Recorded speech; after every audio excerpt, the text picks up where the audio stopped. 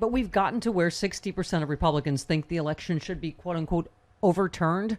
Yes. That Biden didn't win. I mean, it's we have Yeah, this. but as I point out in my new video, Stephanie, half of Trump supporters say that they think the U.S. should secede, but half of all Trump supporters is 12% of the general population.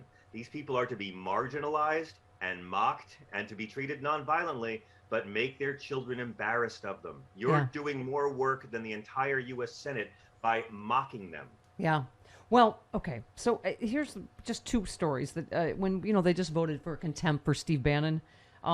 Two Republicans, voted. Only 9 Republicans voted with them. Representative Ann Wagner of Missouri, Representative Michael McCall of Texas were among the many Republicans who voted against holding Bannon in contempt, but they admitted they only did so because of the wacko birds in their party, quote unquote.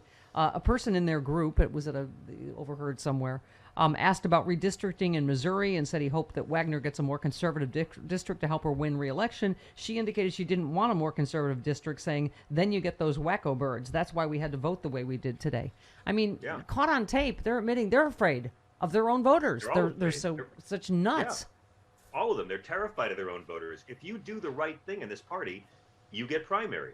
Right. We've talked about it. It's the Eric, what's his face? Eric Cantor, Dave Brat thing. Eric Cantor meets with Obama every week and says no.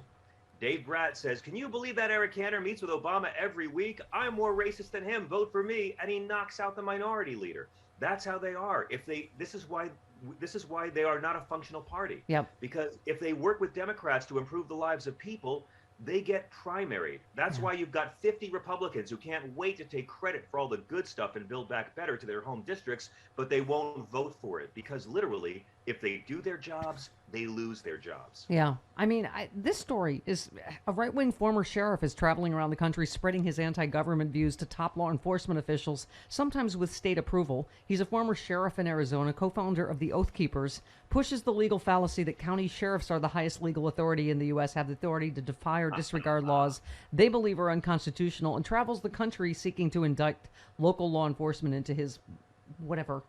He's had more success in bringing anti-government ideas to law enforcement than anyone else. I mean, John, in some ways you could say none of this is new. It starts with Timothy McVeigh, but it's just all of the factors, Trump and this. I mean, you can see they're already laying the groundwork in Virginia that, there's election fraud, it's rigged. If Youngkin loses, none of them will ever say they lost fairly again, will they? I know, but this sheriff, in that you're talking about, he's only doing this for himself. These people aren't patriots. They don't care about other Americans. They're not Christians. They don't care about other people. They are in it for themselves, to some degree their tribe, but as we've already witnessed, they'll turn on their tribe right away. They worship themselves. It's a cult of selfishness, and believe me, they will turn on Trump the way they turned on Bush.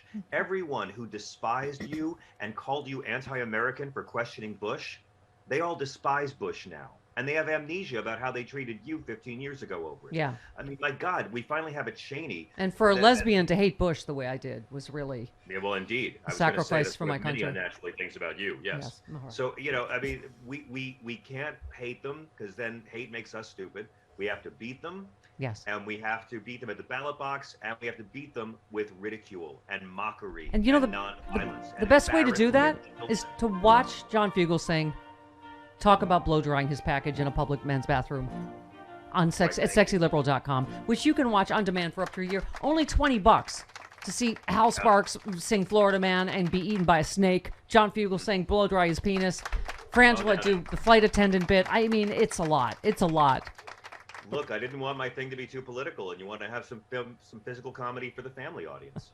Yes, you needed to run D jokes by. Are there enough D jokes, John? All right, you can say 6 smart things then.